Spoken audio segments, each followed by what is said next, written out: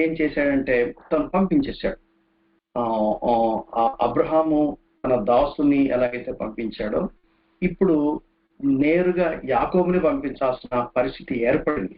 ఎంచేతనంటే ఇప్పుడు యాకోబు ఇంట్లో ఉండటానికి వీల్లేదు. ఉంటే ఎటువంటి పరిస్థితి ఏర్పడుతుందో తెలియదు. వాళ్ళకి స్పష్టంగా అర్థమైంది.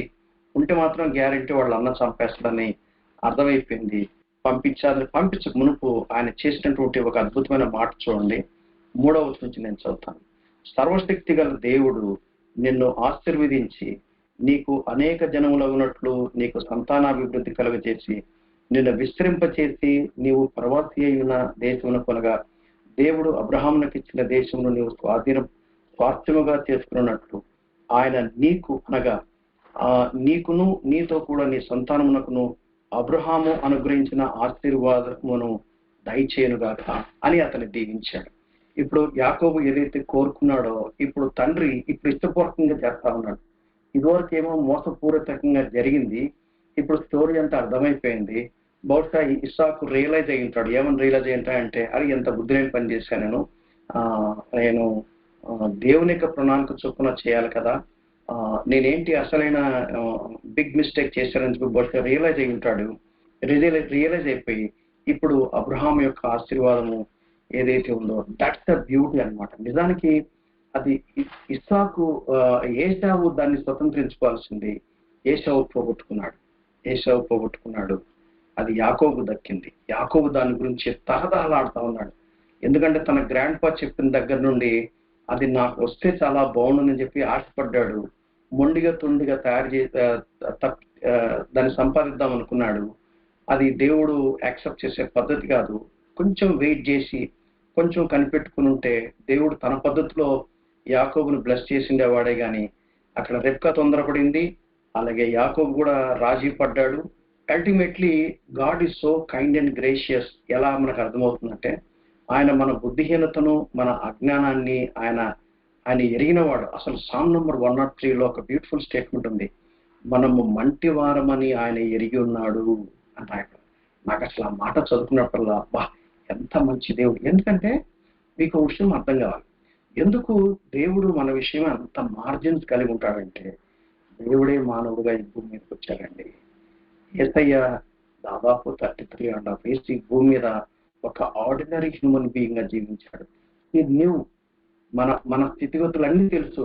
అయితే ఒకే ఒక విషయంలో తేడా ఏంటంటే ఆదాము యొక్క పాప నైజము ఆయనలో లేదు. అదొకటే తేడా ఉంది.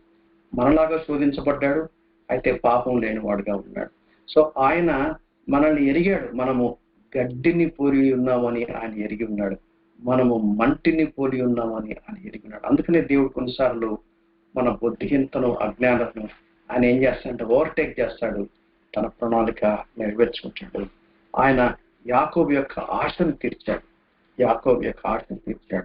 ఇప్పుడు అందుకనే హీబ్రూ చాప్టర్ 11లో మనం చూస్తాం కదా, అక్కడ హీబ్రూ గ్రంథకర్త దానికంటే ముందు ఇంకొక మాట చెప్పాలి. ఏమిటంటే సో ఏశావు కోడళ్ళు కానీ వాళ్ళ యాటిట్యూడ్ కానీ వాళ్ళ బిహేవియర్ కానీ చూస్తే వీళ్ళకి మనోవేదన కలిగింది. మనోవేదన అంటే ఫ్యామిలీ ప్రాబ్లమ్స్ ఎంత క్లైమాక్స్కి వచ్చాయంటే అంటే దేవుని యొక్క చిత్తానుసారంగా వివాహం చేసుకున్నటువంటి కుటుంబాల్లో కూడా తగిన జాగ్రత్తలు తీసుకోకపోతే ఇదే పర్యవసానం. అదే వారి ఇరువురు గనక వాళ్ళు మరి అబ్రహాము కూడా చిన్న మిస్టేక్ చేశాడు. హాగరు పిక్చర్లోకి వచ్చింది, నిజానికి అవసరం లేదు. బట్ స్టిల్ కొంత మ్యూజిక్ వచ్చింది వాళ్ళ ఇంట్లో కూడా. బట్ ఇంత దారుణంగా వచ్చినట్టుగా అయితే మనకు అనిపించలేదు అనమాట. ఎందుకంటే పేతురు శారాయి గురించి మాట్లాడుతూ యజమానుడిని గౌరవించినట్టుగా శారాయిని గురించి మెచ్చుకుంటాడు అపోస్తలుడైన పేతురు. సో అపోస్తలుడైన పేతురు శారాను ఒక మోడల్ గా పెడతాడు, ఒక స్త్రీలకు ఒక మోడల్ గా పెడతాడు. మరి రెబెకా గురించి ఎందుకు అలా చెప్పబడడానికి బైబిల్లో మనకు రెఫరెన్స్లు కనపడవు? ఇస్సాకు గురించి అటువంటి అబ్రహాము తన పిల్లలు నీతి న్యాయములు అనుసరించి యెహోవా మార్గములలో ప్రవర్తించాలని తన పిల్లల విషయంలో ఆయన శ్రద్ధ కలిగి ఉంటాడు, ఆజ్ఞాపిస్తాడు అన్న విషయము ఇస్సాకు విషయంలో ఎందుకు రాయబడలేదు అంటే బహుశా ఇస్సాకు ఆ పాఠాలు నేర్చుకోలేదేమో అనే విషయం మనకు అర్థమవుతుంది. సో కాబట్టి మన సంసారాలు చేసుకున్నప్పుడు దేవుని వాక్యంలో ఒక భర్తకు ఒక రోల్ ఉంటుంది, ఒక భార్యకు ఒక రోల్ ఉంటుంది, పిల్లలకు ఒక రోల్ ఉంటుంది, పేరెంట్స్కి ఒక రోల్ ఉంటుంది, తర్వాత ఇన్లాస్కి ఒక రోల్ ఉంటుంది. దేవుడు ఎవరికి ఏ రోల్ దేవుని వాక్యంలో పొందుపరిచాడో ఎవరి పాత్ర వాళ్ళు పోషిస్తూ నమ్మకంగా దేవుని కోసము ఈ భూమి మీద బ్రతికిన ఆ కొద్ది కాలం కనుక బ్రతికినట్లయితే నిత్యత్వము మనము ఆనందించే వారంగా ఉంటాం. ఏశావు భార్య కానీ వాళ్ళ మనోవేదన కలగజేశారని 35వ వచనం మనం చూస్తాం. వీరు ఇస్సాకునకును రిబ్కాకును మనోవేదన కలగజేశారని బైబిల్ గ్రంథం రాయబడింది. పెద్దోడు తర్వాత వాడి భార్యలేమో ఇలా చేస్తే ఆ రెండో వాడన్నా సాధువుగా ఉంటాడంటే వాడిని కూడా తమ చేతులారా పంపించాల్సి వచ్చింది. వృద్ధాప్యంలో వాళ్ళు మళ్ళా అగైన్ సేవకుల పైన ఆధారపడే దుస్థితి ఏర్పడింది. పిల్లలతో గ్రాండ్ చిల్డ్రన్తో ఎంజాయ్ చేసే ఆపర్చునిటీ వాళ్ళకి లేకపోయిందని చెప్పి నేను నిజంగా వాళ్ళ విషయంలో నేను ఎంతో చింతిస్తున్నాను. వాళ్ళలాంటి దుస్థితి మనకు కలగకుండా ఉండటానికై ఒక విషయం దయచేసి గుర్తుపెట్టుకున్నాం. ఆ తర్వాత ఇస్సాకు తాను చేసినటువంటి అబ్రహాముకు ఏ వాగ్దానాలు తీయబడ్డాయో ఆ వాగ్దానాలకు వారసుడు ఏశావు కాదు యాకోబు అని అర్థమయ్యి యాకోబు విషయంలో 28వ అధ్యాయము 3-4 వచనాల్లో చేసినటువంటి ఆ ప్రార్థనను ఆ హెబ్రీ గ్రంథకర్త 11:20లో అది విశ్వాసం ద్వారా చేశాడు అనే విషయము మనకు అర్థమవుతుంది అనమాట. So the promise of blessings carry forward from Abraham to Isaac and Isaac to Jacob. ఇప్పుడు యాకోబు ప్రయాణమై మొదలయ్యాడు. మనం యాకోబు గురించినటువంటి కొన్ని వివరాలు మనం నేర్చుకోవడానికి ప్రయత్నం చేద్దాం. యాకోబు 10వ వచనం 28వ అధ్యాయం 10. యాకోబు బెర్షెబా నుండి బయలుదేరి హారాను వైపు వెళ్ళుచు ఒక చోట చేరి ప్రొద్దుగుంకినందున అక్కడ ఆ రాత్రి నిలిచిపోయి. ఇక మనకి స్టోరీ అంత తెలిసింది. బహుశా మీరు కూడా దీని గురించి చాలాసార్లు మీరు బోధించే ఉండొచ్చు. ఎందుకంటే ఈ గ్రూప్లో ఉండే వాళ్ళందరూ బోధకులే కాబట్టి మీకు నేను ఎక్కువగా వివరించాల్సిన పని లేదు. అయితే అవసరమైంది మాత్రం నేను మీకు గుర్తు చేస్తాను.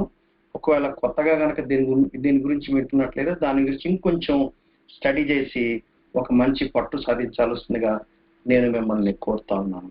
ఇక్కడ రాయబడిన మాట ఒక చోట ప్రొద్దుగుంకినప్పుడు అక్కడ ఆ రాత్రి నిలిచిపోయి ఆ చోటు రాళ్లలో ఒకటి తీసుకొని తనకు తలగడగా చేసుకొని అక్కడ పండుకొనెను. అతడు ఒక కల కనెను. అందులో ఒక నిచ్చెన భూమి మీద నిలుపబడి ఉండెను. దాని కొన ఆకాశమునంటెను.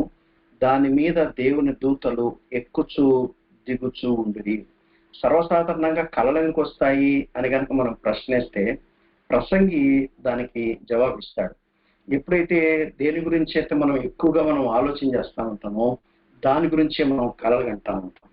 అందుకనే లీడర్షిప్ మాడ్యూల్స్ టీచ్ చేసేటప్పుడు ఏం టీచ్ చేస్తారంటే నీవు ఒక గోల్ నువ్వు చేరుకోవాలంటే ఆ గోల్ గురించి నువ్వు కలగంటూ ఉండాలట.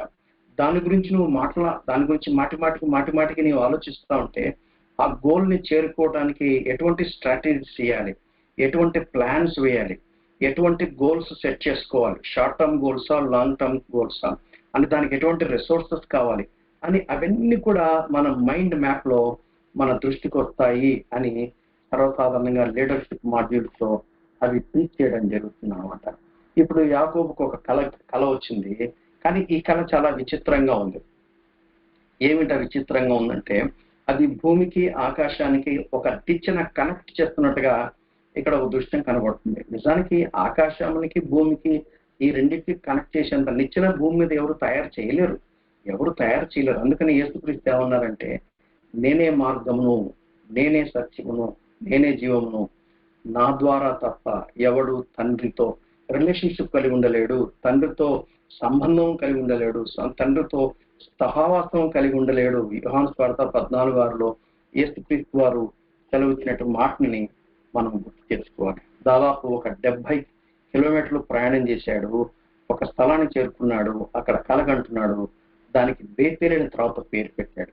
ఏం జరిగింది? ఈ బేతేలు అనుభవం ఏమిటి అంటే ఇది దేవునితో నేరుగా ఒక కన్ఫరంటేషన్, దేవునితో నేరుగా ముఖాముఖిగా జరుగుతున్నటువంటి ఒక కన్ఫరంటేషన్. తెలుగులో దానికి సూటబుల్ వర్డ్ అనేది నాకు దొరకలేదు. దేవునితో ముఖాముఖిగా కలుసుకోవడం అనేది జరిగింది. ప్రియమైన సహోదరులారా, this is something very very important. దేవుడు ఒక వ్యక్తి జీవితంలో పనిచేసేటప్పుడు దేవుడు డైరెక్ట్ గా కన్ఫ్రంట్ చేస్తాడు. దేవుడు మోషేను వాడుకోవాలనుకున్నప్పుడు, దేవుడు మోషేను ఒక తన చేతులను పాత్రగా వాడుకోవాలన్నప్పుడు దేవుడు మోషేతో కన్ఫ్రంట్ చేశాడు. అలాగే యెహోషువను వాడుకోవాలనుకున్నప్పుడు యెహోషువతో కూడా దేవుడు అట్లు ఫేస్ టు ఫేస్ కన్ఫ్రంట్ చేశాడు. To cut the long story short, చివరికి అపోస్తలుడైన పౌలు కావాలంటే దమస్కు పోయే మార్గంలో దేవుడు ఆయన్ని ఫేస్ టు ఫేస్ కన్ఫ్రంట్ చేశాడు. ఆ దినాల్లో ఉన్న వాళ్ళని కన్ఫ్రంట్ చేసే దానికి మనల్ని కన్ఫ్రంట్ చేసే దానికి కొంచెం తేడా ఉంటుంది. అయితే మనల్ని కన్ఫ్రంట్ చేయడం అంటే మనం దాన్ని ఎలా ప్రాక్టికల్ లైఫ్ లో అప్లై చేసుకోవడానికి ప్రయత్నం చేస్తామంటే, ఎవరో మనకు సువార్త చెప్తారు. ఆ సువార్త చెప్తున్నప్పుడు ఆ సువార్త వైపుకు మనం ఆకర్షించబడతాం. ఆ సువార్త వైపుకు వినాలనే కోరిక మనలో పుడుతుంది. ఆ కోరిక వింటున్నప్పుడు, అది క్రీస్తుని గురించి వింటున్నప్పుడు, అప్పుడు మన హృదయంలో పరిశుద్ధాత్మ దేవుడు కన్విక్షన్స్ కలగజేస్తాడు. యాక్ట్స్ చాప్టర్ 2లో ఏమని రాయబడదంటే, హృదయంలో పొడవబడి తిని అని అన్నారు అపోస్తలుడైన పేతురు వారికి క్రీస్తుని గురించినటువంటి సువార్త చెప్తున్నప్పుడు. లూకా సువార్త 24వ అధ్యాయంలో యేసుక్రీస్తు వారు ఎమ్మాయి అనే గ్రామానికి వాళ్ళతో పాటు ప్రయాణం చేస్తూ దేవుని యొక్క వాక్యాన్ని ఆయన ఎక్స్ప్లెయిన్ చేస్తూ ఎక్స్పోజ్ చేస్తూ తన గురించి లేఖనాల్లో ఏవి రాయబడ్డాయో అవన్నీ వివరిస్తా ఉంటే వాళ్ళ కడుపులో మంట పుడుతుందంట. మనకు ఈ దినాల్లో అది జరుగుతుంది. దట్ ఈస్ స్ట్రైట్ ఫార్వర్డ్ దేవునితో ముఖాముఖిగా కలిగే కన్ఫ్రంటేషన్. దేవునితో నడవాలంటే, దేవునితో సంబంధం ఉండాలంటే, దేవునితో సహవాసం ఉండాలంటే ఈ ఫేస్ టు ఫేస్ కన్ఫ్రంటేషన్ అనేది చాలా ప్రాముఖ్యమైనది. యాకోబుకు చాలా కోరికలు ఉన్నాయి, యాకోబుకు చాలా డిజైర్స్ ఉన్నాయి. అయితే ఆ డిజైర్స్ ని బట్టి దేవుడు ఆయనను బ్లెస్ చేయాలని కోరుకున్నాడు.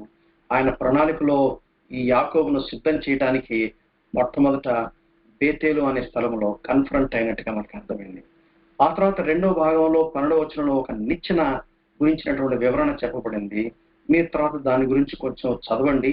యోహాను సువార్త 1వ అధ్యాయము 51వ వచనంలో యేసుక్రీస్తు తన గురించి ఎంత స్పష్టంగా అక్కడ చెప్తాడో, ఆ లాడర్ ఎవరో కాదు నేనే అని చెప్తాడు.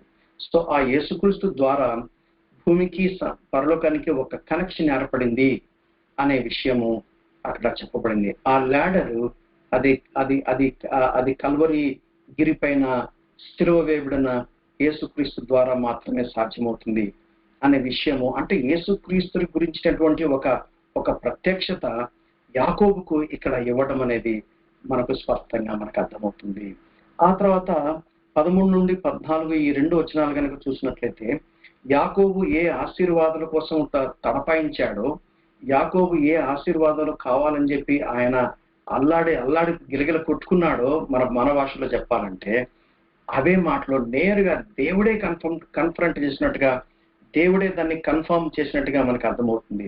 నేను చదువుతాను చూడండి 13, 14 వచనాలు.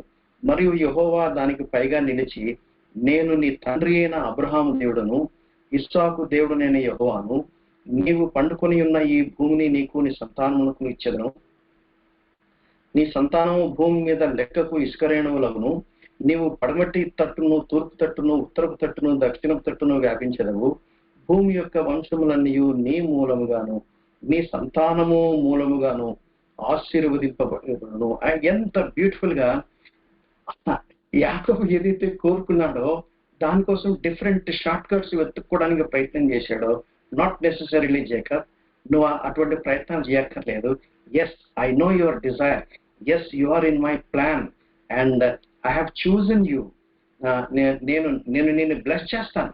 అబ్రహాముకి ఏ వాగ్దానం ఇచ్చానో, ఇస్సాకుకి ఏ వాగ్దానం ఇచ్చానో అది నీ ద్వారా నేను నెరవేరుస్తాను అని పాయింట్ బ్లాంక్ దేవుడు యాకోబుతో చెప్పడం అనేది మనం చూస్తాం. ఆ తర్వాత ఏం చేశాడు? 15వ వచనంలో, ఇదిగో నేను నీకు తోడై ఉండి నీవు వెళ్ళు ప్రతి స్థలమందు నిన్ను కాపాడుచు ఈ దేశమునకు నిన్ను మరలా రప్పించెదను. నేను నీతో చెప్పినది నెరవేర్చు వరకు నిన్ను విడువనని చెప్పగా, అబ్బా ఏం ప్రామిస్ ఉన్నది! Beautiful promise. నాకు అనిపిస్తుంది దేవుడు నాకు కనపడి, వరకుమార్ నేను నీతో చెప్పింది నెరవేర్చే వరకు నేను విడిచిపెట్టినా అన్నాడు అనుకో, ఇక that is enough. I think నాకేం అక్కర్లేదు అనిపిస్తుంది. నాకు దేవుడు నాతో ఉంటే చాలు. when the Lord is with me and when the Lord goes with me, that's enough. Everything he will take care of it. ఆ దేవుని యొక్క సన్నిధి ఒకే ఒకటి కోరుకో, ఇంకేమక్కర్లేదు అని కనుక దేవుడు అడిగాడు అనుకో, ఆయన అయితే జ్ఞానం కావాలని కోరుకున్నాడు. నేనే తేవాలంటే, అయ్యా నీ సన్నిధి నాకు ఈ సార్లు, నాకు అంతే చాలు ప్రభు అంటారు. The very presence of God. If we are able to practice the presence of God, nothing like that. దాంతో సమానమైనది ఇంకేం లేదు. నేను నీతో చెప్పున్నది నెరవేరు వరకు నేను నిన్ను విడువనని చెప్పగా, ఆ తర్వాత 16వ వచనంలో యాకోబు నిద్ర తెలిసి నిశ్చయంగా యెహోవా ఈ స్థలమందున్నాడు, అది నాకు తెలియకపోయినని భయపడి, ఈ స్థలం ఎంతో భయంకరము, ఇది దేవుని మందిరమే కానీ వేరొకటి కాదు, పరలోకపు గవిని ఇదే అనుకున్నాను. తెల్లవారినప్పుడు యాకోబు లేచి తన తలగడగా చేసుకున్న రాజుని తీసి దానిని స్తంభంగా నిలిపి దాని కొన మీద నూనె పోసెను. మరియు అతడు ఆ స్థలమునకు బేతేలని పేరు పెట్టెను. అయితే మొదట ఆ ఊరు పేరు లూజు. అప్పుడు యాకోబు, ఇప్పుడు చూడండి 20వ వచనంలో ఆయన చేస్తున్నటువంటి ప్రార్థన, now he is responding to God. అప్పుడు యాకోబు, నేను తిరిగి నా తండ్రి ఇంటికి క్షేమముగా వచ్చినట్లు.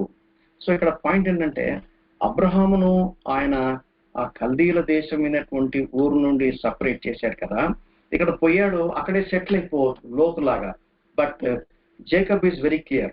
అక్కడ ఏమంటున్నాడు, నేను మళ్ళీ నా తండ్రి ఇంటికి తిరిగి రావాలి.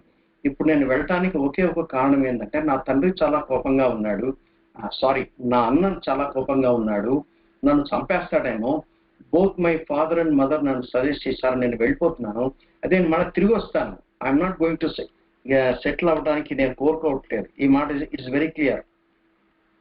నేను తిరిగి నా తండ్రి ఇంటికి క్షేమంగా వచ్చినట్లు దేవుడు నాకు తోడై ఉండి, సో దేవుని సన్నిధిని కోరుకున్నాడు.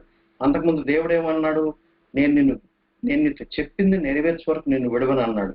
ఇప్పుడు యాకోబుడు ఏం కోరుకుంటున్నాడు, అవునయ్యా నువ్వు నాకు తోడుగా ఉండాలి అని కోరుకున్నాడు. ఇంకేమంటున్నాడు, నేను వెళ్ళుచున్న ఈ మార్గంలో నన్ను కాపాడాలి. అంటే ఏంటి, గాడ్స్ ప్రజెన్స్ కోరుకుంటున్నాడు, గాడ్స్ ప్రొటెక్షన్ గురించి కోరుకుంటున్నాడు. ఆ తర్వాత ఇంకేమంటున్నాడు, తినుటకు ఆహారము, ధరించుకున్నట్టుకు వస్త్రంలో నాకు దయచేసి. ఎంత బేర్ మినిమం కోరుకుంటున్నాడు చూడండి, ఎంత బేర్ మినిమం. నేనేమనుకుంటున్నానంటే, ప్రతి బిలీవర్ కూడా ఇటువంటి సింపుల్ లైఫ్ స్టైల్కి అలవాటు పడడం చాలా అవసరం నేను కోరుకుంటాను. Simple life style always, that's my conviction. I don't know మీరు దాన్ని అంగీకరిస్తారో నాకు తెలియదు, కానీ అందుకనే భక్తి గలవారమని చెప్పుకున్నట్లు తగినట్లు బట్టలు వేసుకొని స్త్రీలకు మాత్రమే చకాలి, పురుషులకు కూడా చెప్తున్నాడని నేను అనుకుంటా. దేవుడు కనుక పురుషులకు చెప్తే పురుషులు కూడా అదే చెప్తాడు, స్త్రీలు మాత్రమే కాదు, భక్తి గల దైవజనం అని చెప్పుకోవడానికి తగిన, అంటే తెల్ల బట్టలు వేసుకుని తిరగండి నేను అనట్లా. That's not what I'm saying.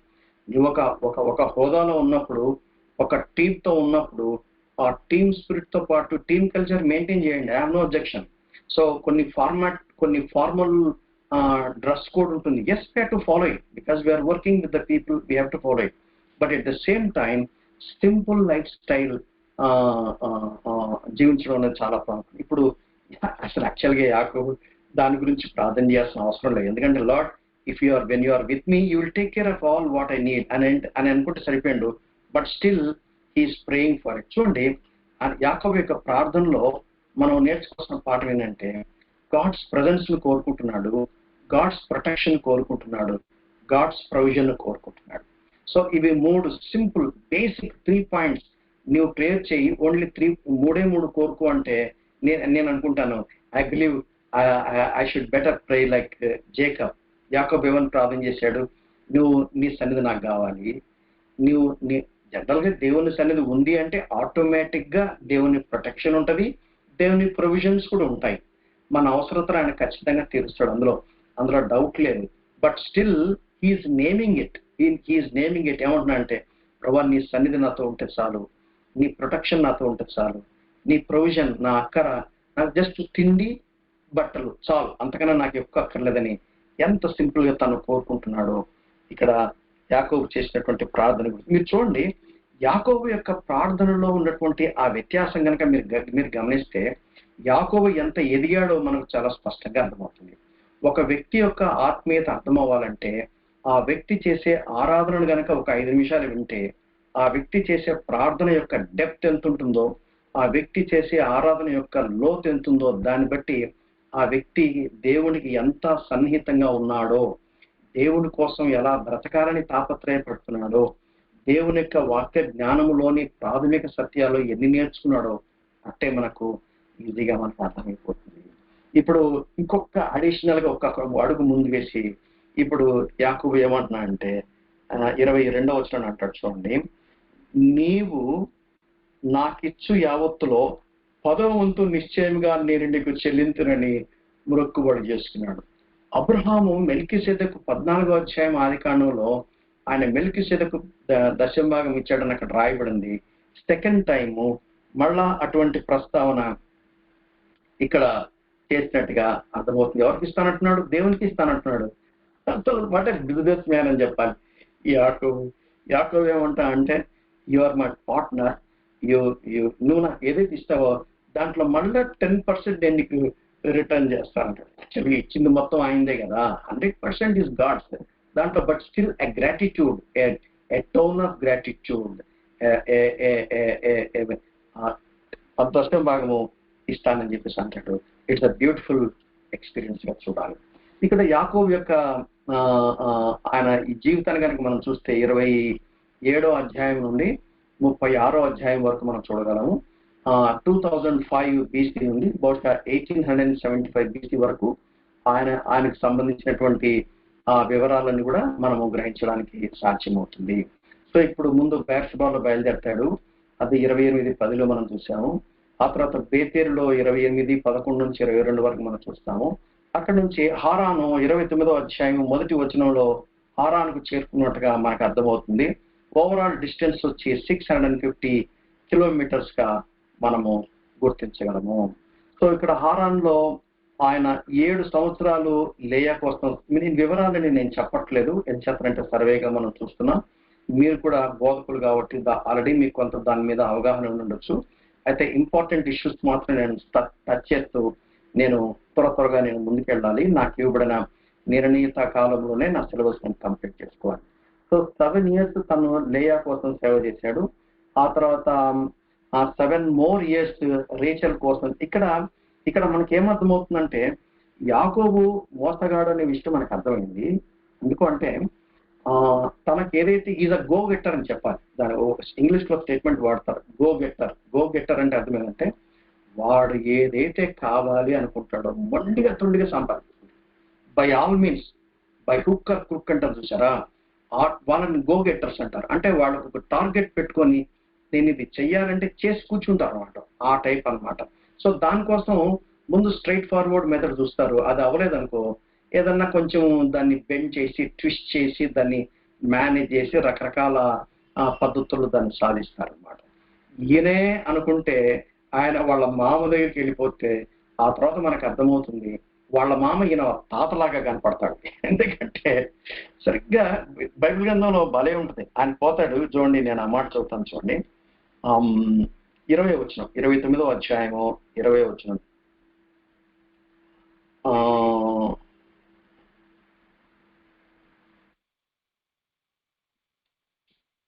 Yeah 20వ వచనం కంటే ఇంకా బెస్ట్ ఏంటిది, యా 16 చదువుతాను చూడండి. లాబానుకి 2 కుమార్తెలు ఉండ్రి. వారిలో పెద్దదాని పేరు లేయా, చిన్నదాని పేరు రాహేలు. లేయా జబ్బు కండ్లు గలది, రాహేలు రూపవతియును సుందరి అయిన ఉండెను. యాకోబు రాహేలును ప్రేమించి నీ చిన్న కుమార్తె అయిన రాహేలు కోసము నీకు 7 సంవత్సరములు కొలువు చేసేదనను. అందుకు లాబాను ఆమెను అన్యునికి ఇచ్చుట కంటే నీకిచ్చుట మేలు, నా యుద్ధ ఉండుమని చెప్పాను. యాకోబు రాహేలు కోసం 7 సంవత్సరములు కొలువు చేశాను. అయినను అతడు ఆమెను ప్రేమించడం వలన అవి అతనికి కొద్ది దినములుగా తోచెను. 21వ వచనం. యాకోబు నా దినములు సంపూర్ణములైనవి గనక నేను నా భార్య యొద్దకు పోవుటకు ఆమెను నాకిమ్మని లాబాను అనగా, లాబాను ఆ స్థలములోనున్న మనుషులందరినీ పోగు చేసి గొప్ప విందు చేసి రాత్రి వేళ తన కుమార్తె అయిన లేయాను అతని యొద్దకు తీసుకొని పోగా యాకోబు ఆమెను కూడెను. మరియు లాబాను తన దాసి అయిన జిల్పాను తన కుమార్తెకు అయిన లేయాకు దాసిగా ఇచ్చాను. 25వ వచనం బ్యూటిఫుల్ వర్స్ చూడండి. ఉదయముందు ఆమెను లేయా అని గుర్తించారు. ఎంత పెద్ద టోపీ వేసాడు చూడండి, కుచ్చు టోపీ అంటారు చూసారు. యాకోబు వాళ్ళ అన్నకు టోపేశాడు, యాకోబు వాళ్ళ నాన్నకు టోపేశాడు. అయితే వీళ్ళ మామ ఎంత ఎంత పెద్ద కుచ్చు టోపేశాడు ఎందుకు చెప్పమంటారా? ఇదే మాట ముందు చెప్పొచ్చు కదా. ఏమని?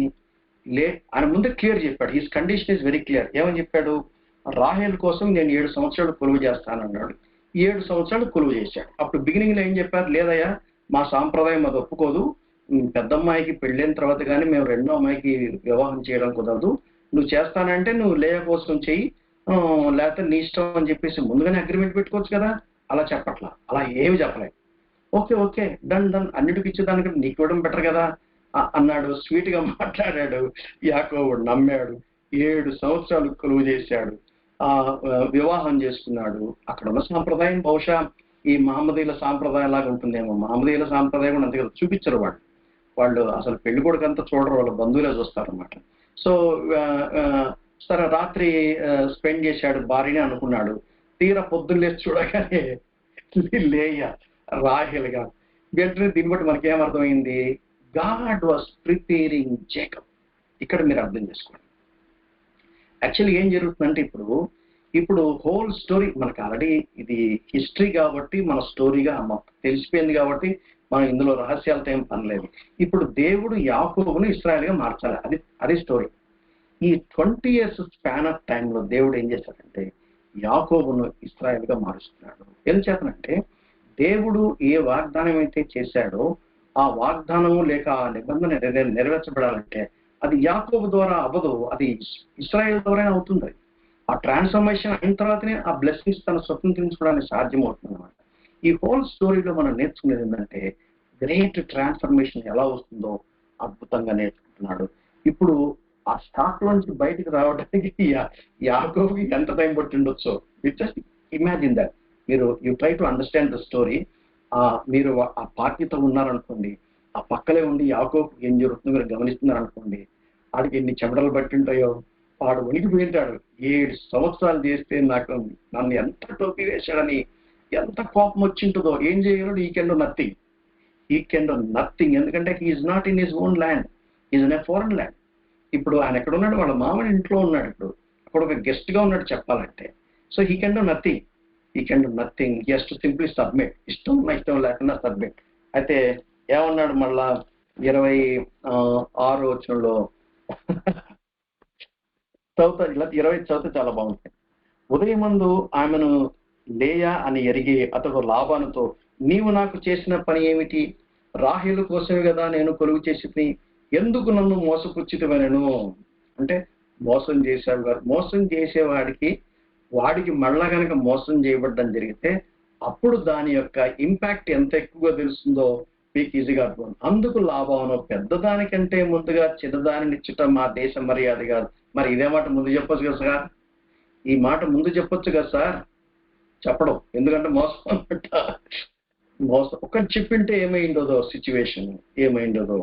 సరే, ఆమె యొక్క వారం సంపూర్ణం చేయము, నీవు 7 సంవత్సరం నాకు కొలువు చేసిండరా, అందుకే ఆమెను కూడా నీకు ఇచ్చేదని చెప్తాను. To cut the long story short, ఆ తర్వాత రాహేల్ను కోసం మళ్ళీ 7 ఏళ్ళు చేస్తాడు. ఆ తర్వాత ఇంకెందుకు ఒక వచనం చదివితే మీకు ఆ 20 years లో ఏం జరిగిందో మీకు ఒక పిక్చర్ మీకు అర్థమవుతుంది. 38వ వచనం చూడండి దయచేసి. 31వ అధ్యాయము 38వ వచనం కనుక చదివితే, యాకోబు మళ్ళీ తిరుగు ప్రయాణం చేయాలి.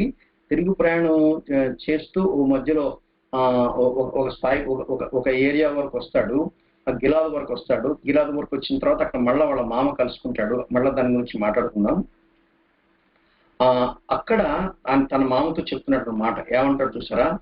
ఈ 20 ఏండ్లు నేను నీ వద్ద ఉంటిని, నీ గొర్రెలనైనను మేకలనైనను ఈడ్చుకొని పోలేదు, నీ మంద పొట్టేళ్లను నేను తినలేదు, దుష్ట మృగముల చేత చీల్చబడిన దానిని నీ యొద్దకు తేక ఆ నష్టము నేనే పెట్టుకుంటుని, పగటి యందు దొంగిలింపబడిన దానినేమి రాత్రి యందు దొంగిలింపబడిన దానినేమి నా యొద్ద పుచ్చుకుంటువి. అంటే ఎంత లేబర్ వర్క్ చేసాడని చూడండి. సో నువ్వు పని చేసావు, your responsible. I don't know, నాకు మన మొత్తం లెక్కగట్టని చెప్పేసి చాలా బిగించినట్టుగా మనకు అర్థమవుతుంది. చాలా స్ట్రింజెంట్ రూల్స్ ఉన్నట్టుగా మనకు అర్థమవుతుంది. 40వ వచనం, పగటి ఎండకును రాత్రి మంచుకును నేను క్షీణించిపోతుంది, నిద్ర నా కనులకు దూరమాయను.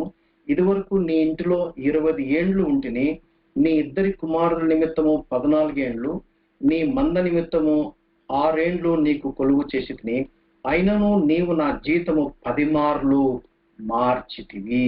జస్ట్ ఈ 38 నుండి ఈ 3 వచనాలు లేక ఈ 4 వచనాల యొక్క సారాంశం కనుక మీరు కొంచెం మెల్లిగా ఆలోచిస్తే, అంటే ఈ ఈ వర్క్ లేబర్ అంటే ఈ తను చేసే పనిలో తను ఎంత ప్రయాసపడ్డాడో, ఎంత కష్టపడ్డాడో, ఎంత టెన్షన్తో పనిచేశాడో, ఎంత స్ట్రెస్ ఉందో మీకు చాలా ఈజీగా మీకు అర్థమవుతుంది. అంటే పాసిజం బ్రహ్మాండంగా జరిగింది. అంత మాత్రమే కాకుండా ఇప్పుడు చూడండి ఏం జరిగింది. అఫ్కోర్స్ మనకి 30వ అధ్యాయంలో అది తెలివితేటలు ఎక్కడికి పోలేదు. ఇప్పుడు ఏమన్నాడు, వాళ్ళ మామతో అగ్రిమెంట్ పెట్టుకున్నాడు. ఓకే, ఇప్పటిదాకా నేను కాశాను, మరి నాకు కూడా ప్రాపర్టీ కావాలి కదా, నేను కూడా నీ దగ్గర పని చేస్తున్నప్పుడు నీ దగ్గర జీతం తీసుకోవడం మాత్రమే కాకుండా నేను కూడా కొంత సంపాదించుకోవాలి కదా, అయితే ఒక పని చేద్దాము అని చెప్పేసి 2 మందలుగా సపరేట్ చేయడానికి దానికి సంబంధించినటువంటి తెలివితేటలన్నీ కూడా 30వ అధ్యాయంలో మనకు ఆ విషయము మనకు అర్థమవుతుంది. ఆయన ఏమంటాడు చూడండి 30వ అధ్యాయంలో, నేను ఎక్కడి నుంచి చదువుతాను, 29 చెప్తున్నాను. అందుకు యాకోబు అతను చూసి, నేను నీకెట్లు కొలువు చేసితునో నీ మందలు నా యొద్ద ఎట్లుండనో అది నీకు తెలియను. నేను రాకమునుపు నీకున్నది కొంచెమే, అయితే అది బహుగా అభివృద్ధి పొందెను. నేను పాదము పెట్టిన చోటల్లా యెహోవా నిన్ను ఆశీర్వదించను. నేను నా ఇంటి వారి కొరకు ఎప్పుడు సంపాద్యము చేసుకుందును. అందుకతడు నేను నీకేమి ఇవ్వనని అడిగినప్పుడు యాకోబు, నువ్వు నాకేమి ఇవ్వద్దు, నీవు నా కొరకు ఈ విధముగా చేసిన ఎడల నేను తిరిగి నీ మందను మేపి కాచెదను. ఏంటి, నేను నీ మంద అంతట్లో నడిచి చూచి పొడలైనను మచ్చలైనను గల ప్రతి గొర్రెను, గొర్రె పిల్లలో నల్లని ప్రతి దానిని, మేకలలో మచ్చలైనను పొడలైనను గల దానిని వేరుపరచెదను, అట్టివి నాకు జీతం అవ్వను. ఇప్పుడు ఏం చేశాడు, అందులో నుంచి కొంచెం జీతం తీసుకున్నాడు. ఆ మందలు, ఆ గొర్రెలు మేకల మందల నుంచి తీసుకొని దాంట్లోంచి 2 గుంపులుగా డివైడ్ చేశాడు. డివైడ్ చేసి అక్కడ ఒక మాట క్లియర్ చెప్తున్నాడు, దేవుడు నన్ను బట్టి నిన్ను బ్లెస్ చేశాడు, మరి నాకు కూడా బ్లెస్సింగ్స్ లో పోర్షన్ రావాలి కదా. అది తెలివితేటలు అనమాట. యాకోబు గొర్రె కాదు. చాలా మంది క్రైస్తవులు ఎలా ఉన్నారంటే పిచ్చి గొర్రెలు, ఓకే ఏదో పరమానంద శిష్యులాగా పనిచేస్తారని ఇంత కూడా తెలివితేటలు ఉపయోగించరు, వాళ్ళు జ్ఞానంగా బతకరు. బైబిల్ గ్రంథం చాలా స్పష్టంగా చెప్తున్నటువంటి ఒక మాట ఏంటంటే, మీరు తర్వాత చదవండి, మత్తయి సువార్త 10వ అధ్యాయం 16వ వచనం. Let me repeat, Matthew's gospel chapter 10 and verse 16లో యేసు ప్రభు 70 మంది శిష్యులను ఇద్దరిద్దరుగా పంపిస్తున్నటువంటి నేపథ్యంలో యేసు ప్రభు చెప్పినటువంటి ఒక బ్యూటిఫుల్ సూత్రం అది. ఏమన్నాడంటే, నేను మిమ్మల్ని గొర్రెలు, మీరైతే గొర్రెలే, అయితే ఎవరి మధ్యకు పంపిస్తున్నాను, తోడేళ్ళ మధ్యకు పంపిస్తున్నాను. మీరు గొర్రెలు, నేను తోడల మధ్యకు మీరు పనిచేస్తున్నారు. మీరు పనిచేసేది తోడల మధ్యలో పనిచేస్తున్నప్పుడు 2 విషయాలు గుర్తుపెట్టుకోమన్నాడు. పాముల వలె వివేకంగా ఉండాలన్నాడు, పావురాల వలె నిష్కపటంగా ఉండమన్నాడు. నిన్న కూడా ఆ విషయాన్ని నేను మీకు గుర్తు చేయడం జరిగింది. పాముల వలె వివేకంగా ఉండాలి. మీతోనా వేరే వాడుతున్నా, ఐ థింక్ వేరే వాడుతానండి. పాముల వలె వివేకంగా ఉండాలి, పావురాల వలె నిష్కపటంగా ఉండాలి అని యేసు ప్రభు తన శిష్యులతో చెప్పాడు. ఎవరి మధ్యలో, గొర్రెల మధ్యలో కాదు, గొర్రెల మధ్యలో గొర్రెలాగానే ఉండండి. అంటే సంఘం అనుకోండి, సంఘం అంటే గొర్రెలు. సంఘం అనే గొర్రెలు ఉన్నప్పుడు అక్కడ ఉన్న తెలివితేటలు ఉపయోగించి, అక్కడ స్ట్రాటజీస్ ఉపయోగించి, అక్కడ ఏదో జనాల మీద ఏదో చేసే అవసరం లేదు. అక్కడ ఒక ఫ్యామిలీ మెంబర్ లాగానే ఉండండి. But when you go to the wolves, ఒక తోడేళ్ళ మధ్య దిక్కి నువ్వు ఒక గొర్రెలాగా వెళ్తున్నప్పుడు, నువ్వు గొర్రెలాగా ఉంటే డెఫినెట్లీ బలైపోతావు. అక్కడ ఎట్లుండాలంటే పాముల వల్ల వివేకంగా ఉండాలి, ఎట్ ది సేమ్ టైం పరిశుద్ధతను కోల్పోకూడదు, సో శాంక్టిఫికేషన్ కోల్పోకూడదు, పావురాల వలె నిష్కపటంగా ఉండాలి. ఆ నిష్కపటత్వం అంటే దోషం అంటకూడదు, పాపం అంటకుండా జాగ్రత్తగా చూసుకోవాలన్నాడు. ఇక్కడ యాకోబు ఏం చేస్తున్నాడంటే, ఆయన తన కోసం ప్రాపర్టీ చూసుకుంటున్నాడు. తన తెలివితేటలు అంతా చూపించి అల్టిమేట్ గా ఏమైందంటే, తనకున్న గొర్రెలు చాలా బలమైనవి, బాగా శ్రేష్టమైనవి, బలిసినవి, వాళ్ళ మామకున్నవన్నీ కూడా కొంచెం పక్క చిక్కిపోయినవి. ఇది మీకు ఎలా తెలుసు అంటారా, ఇప్పుడు చదువుతాను చూడండి, 31వ అధ్యాయం 1వ వచనం. లాబాను కుమారులు మన తండ్రికి కలిగినది యావత్తు యాకోబు తీసుకుని, అగ్రిమెంట్ ప్రకారంగానే జరిగింది. అయితే దేవుని యొక్క బ్లెస్సింగ్స్ అనేవి దేవుడు నాతో ఉన్నాడు, అందుకనే దేవుడు నేను చేసే పనిని బ్లెస్ చేస్తున్నాడు అని యాకోబు ఏం చేశాడంటే కేటగారికల్ గా వారికి ప్రూవ్ చేశాడు. కేటగిరీ అదే మాట మీకు మళ్ళీ గుర్తు చేస్తాను చూడండి. 30 అధ్యాయం 30 నేను రాకమునుపు నీకుండినది కొంచెమే, అయితే అది బహుగా అభివృద్ధి పొందెను. ఎందుకు అభివృద్ధి పొందెను? నేను పాదము పెట్టిన చోటల్లా యెహోవా నిన్ను ఆశీర్వదించడం. That is the beauty of a believer. ఒక బిలీవర్, ఒక విశ్వాసి పని చేస్తున్నప్పుడు ఆ విశ్వాసుని బట్టి ఆయన ఎక్కడైతే పని చేస్తున్నాడో వాళ్ళ యజమానిని బ్లెస్ చేస్తాడు. ఈయన్ని బ్లెస్ చేయటం కాదు. ప్లీజ్ రిమెంబర్, ఇక్కడ ఏమంటున్నాడు? నన్ను బట్టి నిన్ను బ్లెస్ చేశాడు. అది బ్లెస్సింగ్ అంటే. ఇప్పుడు కాబట్టి మనం ఏమంటాం? నన్ను బ్లెస్ చేయండి అంటాం, అంతకని నా యజమాని బ్లెస్ చేయమని మనం ప్రార్థన చేయంగా. దేవుని పద్ధతి అదే. దేవుడు నిన్ను బ్లెస్ చేశాడంటే అర్థం ఏంటంటే నీ ద్వారా నీ బాస్ని లేక ఎవరితో అయితే నువ్వు పనిచేస్తున్నావో వాళ్ళందరికీ స్పష్టంగా అర్థమైన ఒక తేడా ఏంటంటే ఈ వ్యక్తి వచ్చిన దగ్గర నుంచి చాలా డిఫరెంట్ గా ఉంది, చాలా ఫ్లరిష్ అవుతుంది, చాలా అభివృద్ధిలోకి వస్తుంది, చాలా సులభతరం అయింది. People are happy and people are enjoying the mission is accomplished అని ప్రతి ఒక్కరు కూడా గ్రహిస్తారు. ఆయన సంపాది ఏమంటారు చూడండి 31 మన తండ్రికి కలిగినది యావత్తు యాకోబు తీసుకుని మన తండ్రికి కలిగిన దాని వలన ఈ యావదాస్తి సంపాదించేదని చెప్పుకునే మాటలు యాకోబు వినను. 2 మరియు అతడు లాబాను ముఖం చూసినప్పుడు అది నిన్న మొన్న ఉండినట్లు అతని ఎడల ఉండలేదు. తేడా అర్థమైపోయింది అనమాట. ఏమర్థమైందంటే వాళ్ళు చాలా కోపంగా ఉన్నారు, ఇదివరకు ఇచ్చిన ట్రీట్మెంట్ ఇవ్వట్లేదు. ఈ ట్రీట్మెంట్ లో ఏమర్థమైందంటే తేడా వస్తుంది. ఇక్కడే కనుక నేను కంటిన్యూ చేస్తే అటు పోతేనేమో అన్న చంపేస్తాడు, ఈడ ఉంటేనేమో నాకు మనుగడ ఉండేలా లేదు, వీళ్ళు కూడా ఏమన్నా చేయగలరు. ఇప్పుడు మామ మొదదాకా మామ మోసం చేశాడు, ఇప్పుడు మామ అడ్డం తిరిగాడు, బామర్దులు అడ్డం తిరిగారు అనమాట. ఇప్పుడు అతని పరిస్థితి బాగలేదు, ఏం చేయాలో తోచట్లేదు. బహుశా ఆయన ప్రార్థన చేసినట్టున్నాడు. వెంటనే దేవుడు చెప్తున్నటువంటి సమాధానం చూడండి 3వ అప్పుడు యెహోవా నీ పితరుల దేశమునకును నీ బంధువుల యొద్దకును తిరిగి వెళ్ళుము, నేను నీకు తోడై ఉండనని యాకోబుకి చెప్పగా. ఇప్పుడు దేవుడు యాకోబుతో పర్మిషన్ ఇచ్చేశాడు, లేక యాకోబుకి తన చిత్తాన్ని తెలియపరిచాడు. యాకోబుకి అర్థమైపోయింది నేను తిరిగి వెళ్ళిపోవాలని చెప్పేసి. ఇప్పుడు వెంటనే ఆయన ఏం చేశాడు? 4వ సింపుల్ అండ్ సెల్ఫ్ ఎక్స్ప్లెనేటరీ. అలా చదువుతూ పోతే మీకు అర్థమైపోతుంది.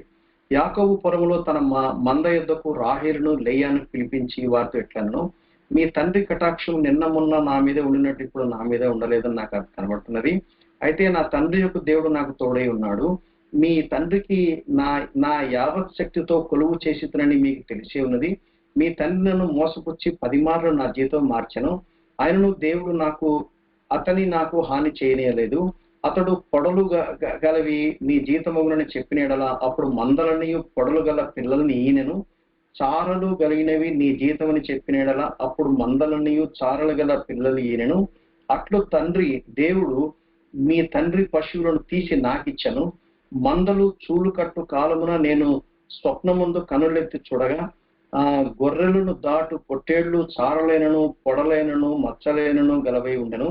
మరియు స్వప్నముందు దేవుని దూత యాకోబు అని పిలువగా చిత్తము ప్రభు అని చెప్పి అప్పుడు ఆయన నీ కనులెత్తి చూడుము, గొర్రెలను దాటుచున్న పొట్టేళ్లన్నీ చారులైనను పొడలైనను మచ్చలైన గలవి, ఏలైనగా లాభాను నీకు చేయుచున్నది యావత్తు చూచితిని. నీవెక్కడ స్తంభం మీద నూనె పోసితివో, ఎక్కడ నాకు మొక్కుబడి చేసితివో ఆ బేతేలు దేవుడును నేనే. ఇప్పుడు నీవు లేచి ఈ దేశంలో నుండి బయలుదేరి నీవు పుట్టిన దేశమునకు తిరిగి వెళ్ళమని నాతో చెప్పాను. 14వ చూడండి, బ్యూటిఫుల్ జవాబు. వైఫ్ ఇచ్చే జవాబు చూడండి. అందుకు రాహేలును లేయాను, ఇంకా మా తండ్రి ఇంట మాకు పాలు పంపులు ఎక్కడివి? అతడు మమ్మును అన్యులుగా చూడలేదా? అతడు మమ్మును అమ్మివేసి మాకు రావలసిన ద్రవ్యమును బొత్తిగా తినివేశను. 16వ దేవుడు మా తండ్రి యొద్ద నుండి తీసివేసిన ధనమంతయు మాదియు మా పిల్లలయునే ఉన్నది. 16వ 2వ భాగం చూడండి, ఎంత బ్యూటిఫుల్ మాట అది. కాబట్టి దేవుడు నీతో చెప్పినట్లెల్లా చేయమని అతనికి ఉత్తరం ఇయ్యగా.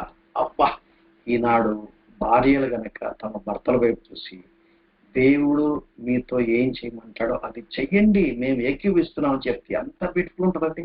సంసారాలు ఎంత బ్యూటిఫుల్ ఉంటుంది. ఒక ఫ్యామిలీ సెమినార్ లో నేను ఇవే పాయింట్లు తీసుకున్నాను.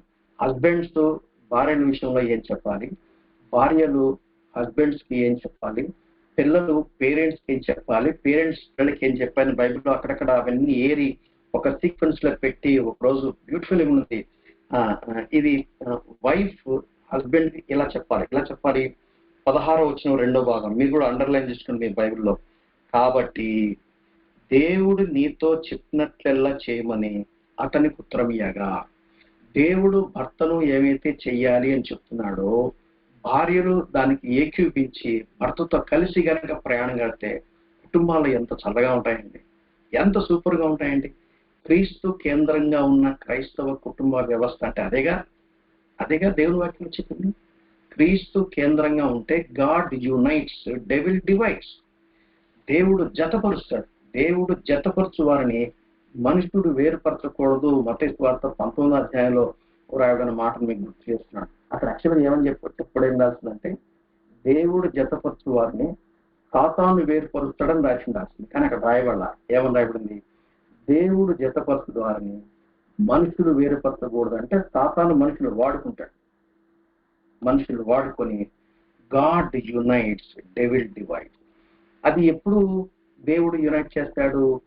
దేవుని యొక్క మాటకు భార్య ఏకీవించాలి. దేవుడు భర్తను ఏం చేయమని కోరుతున్నాడో భార్యలు ఏం చేయాలంటే, దేవుడు నీతో చెప్పాడు, నాతో చెప్పాల్సిన పనిలే. కానీ ఈ దినాలు ఏమంటున్నారు, నీతో చెప్తే సరిపోతుందా, నాతో చెప్పాలా, ఇండిపెండెంట్ చెప్పడమ్మా. దేవుడు భర్తతో చెప్తాడు, భార్యతో చెప్పాడు. అబ్రహాంతో అన్నాడు, నువ్వు లేచి నేను చూపించే దేశానికి పో అన్నాడు. శారాతో చెప్పాడా? చెప్పలా. ఇక్కడ యాకోబు ప్రత్యక్షమై చెప్పాడు, రాహేలుకు ప్రత్యక్షమై చెప్పాడా? చెప్పలా. యాకోబుకి చెప్పాడు, యాకోబుని భార్య ఫాలో అవ్వాలంతే, దట్స్ ఇట్. మళ్ళీ నీకు సపరేట్ గా నీకు రెవల్యూషన్ రాదు, సపరేట్ గా నీకు విజన్ ఉండదు. భర్తకు విజన్ ఉంటుంది. భార్య ఏం చేయాలంటే సాటి అయిన సాకారం వలె భర్తతో పాటు ఏకీవించాలి. ఏం చేద్దామన్నా ఆయన ఇంకా రక్షించబడలేదు అంటే ఆ స్టోరీ వేరే, దాని గురించి మనం తర్వాత మాట్లాడుకుందాం. ఇక్కడ వాళ్ళు అన్నారు, సరే. అప్పుడు ఏమైంది? 17వ వచనం, యాకోబు లేచి తన కుమారులను తన భార్యలను ఒంటెల మీద ఎక్కించి కనాను దేశమునకు తన తండ్రి అయిన ఇస్సాకు వద్దకు వెళ్ళటకు తన పశువులన్నింటినీ తను సంపాదించిన సంపద యావత్తును పతనరాములు తాను సంపాదించిన ఆస్తి యావత్తును తీసుకుని పోయాను.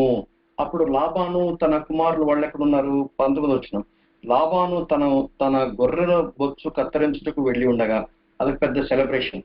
గొర్రెల బొచ్చు కత్తిరించడం అనేది పెద్ద సెలబ్రేషన్. పండగలు సంబరాలు చేసుకుంటారు.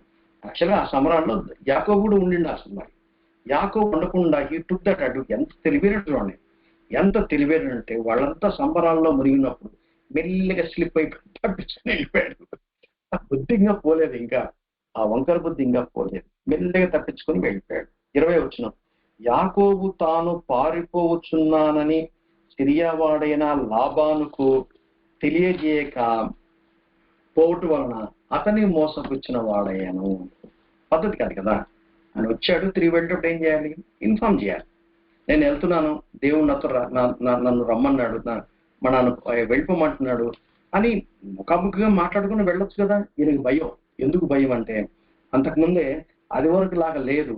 బామర్దులు కొంచెం అడ్డం తిరిగినట్టుగా కనపడుతుంది, మామ అడ్డం తిరిగినట్టుగా కనపడుతుంది, తప్పించుకొని పారిపోదాం అనుకున్నాడు, చెప్పకుండా వెళ్ళిపోయాడు. బైబిల్ ఏమన్నా ఇవ్వదంటే 20వ వచనం, యాకోబు తాను పారిపోవచ్చున్నానని సిరియావాడైన లాబానుకు తెలియజేయకపోవటం వలన అతని మోసపుచ్చిన వాడాయను.